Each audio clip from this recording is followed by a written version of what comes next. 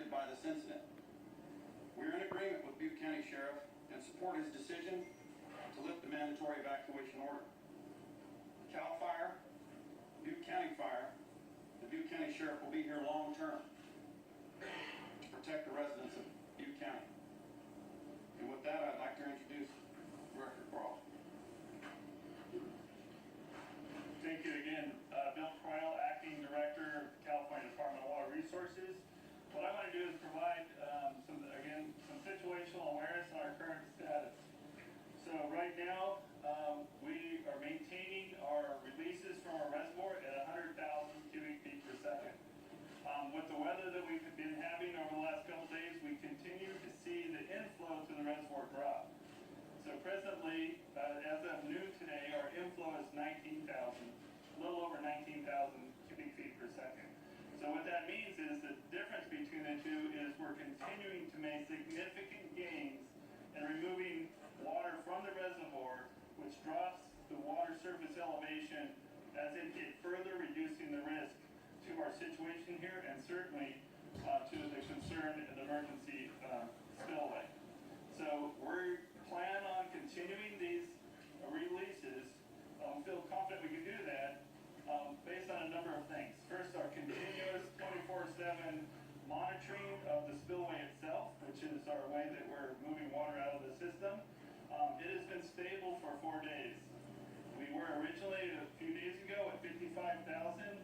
Because of the concern that we raised, action was immediately taken to increase that flow to 100,000. So with the stability of the spillway, we're able to maintain those high flows. Again, to make additional flood storage in the reservoir, so we can anticipate, with the anticipated runoff season, we can manage those inflows, and the reservoir itself can absorb those higher flows above like the 100,000 CFS. So what I would say again is we have a net discharge of 80,000 CFS out of the reservoir. Again, that makes more storage and drops the elevation. The elevation of the reservoir surface today at noon was 887 feet. As indicated in previous meeting briefings, our goal is to get back down to what we call flood control storage, which is an elevation of 850 feet. We're continuously evaluating our ability to continue to remove water from the reservoir even lower as we deal with our emergency spillway, make sure we're empowering and reinforcing that, as well as continuously monitoring the spillway itself. I think an important part of our monitoring and our response strategy is, again, absolutely constant assessment and reassessment to make sure that we're aware and prepared for any potential changes. I want to reiterate, the spillway has been stable for 4 days. That's important for today and the coming days as we see small storms coming in, but really preparing also for the remainder of the wet season. Kind of quickly talking a little bit about the storms coming in. These storms are much smaller than we've seen here this last weekend. The peak inflows are with these storms are below the 100,000 cubic feet per second outflow that we have right now. In fact, they're far lower. So what that means is that we'll see a little small increase in water surface elevation later this week. And I should say that with the existing releases, we should get down to the elevation of 850 feet sometime late Saturday or Sunday, assuming the inflows continuously drop and we don't see any anticipated weather. So with the storms coming in, we believe with the snow level dropping from about 6,000 to 4,000, which will help us, and these high flow rates, that will again make more storage, and the next 4 storms should not threaten really approaching any kind of a threat towards the emergency spillway. At the same time, I want to reiterate, as the sheriff said, we're aggressively attacking the erosion concerns that have been identified. But we're committed to continue not only addressing the concerns that were being identified, where we will, subject to weather conditions, maintain continuous preventative actions to rebolster that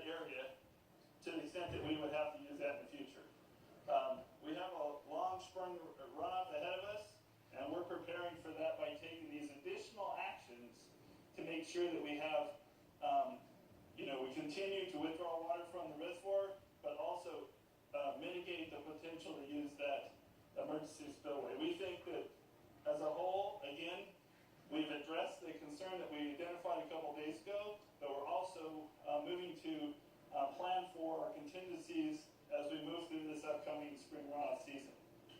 Thank you. We're going to take some questions, limited questions. Please state who your question's for. You're with your star right over here.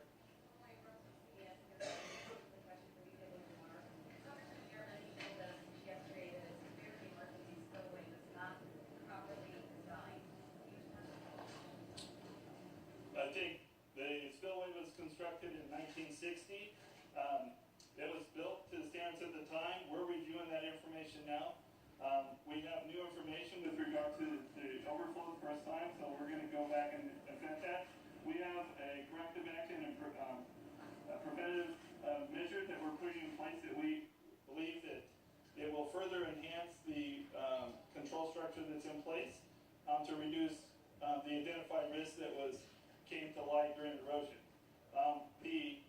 The system is designed as a gravity system. It is in place in integrity. So the concern that was raised was related to erosion.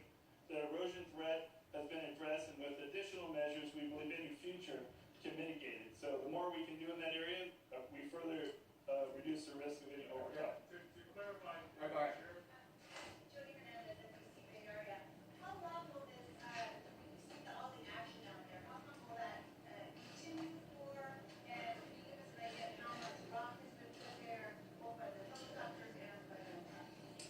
Okay, so that's a good question. Let me quickly give you a couple numerics because I don't know how much rock has been placed, but presently we're about 40 truckloads an hour, about 30 tons of rock per hour is being placed. We have 2 helicopters that are moving about every 1.5 minutes. Again, this is an aggressive, proactive attack to address the erosion concern. There's about 125 construction crews on point. So there's a lot of people, a lot of equipment, a lot of materials moving around from the ground and from the air. Right? We're not holding back on addressing this issue. But I want to speak to a little bit what's the future look like. Again, we're drawing down the lake. We're going to aggressively attack the downslope of the spillway.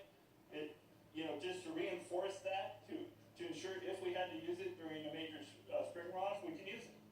We want to reduce that risk to acceptable levels. We believe it's there now, but we're going to continue to address that. Now, we have to work towards, and we are already bringing our design team together to look at the repair of our infrastructure. Right? The spillway has been damaged.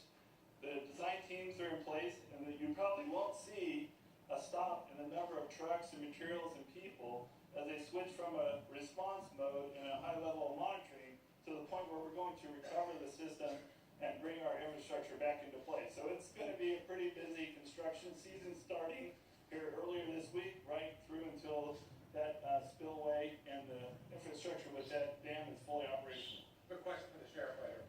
Sheriff, to clarify, evacuation warning, that means everyone can return, but they should be ready. Sheriff, can you come to the microphone, please? Thank you. Should that be necessary? That's exactly right. As you know, there was an immediate evacuation order issued, which resulted in people leaving the area, and we've been keeping them out. But this reduces that to an evacuation warning and does exactly what you said, allows people to return to their homes, allows people to resume their businesses, but we're telling them that they have to be vigilant. They have to pay attention to what's going on, and there is the prospect that we could issue another evacuation order if the circumstances change and the risk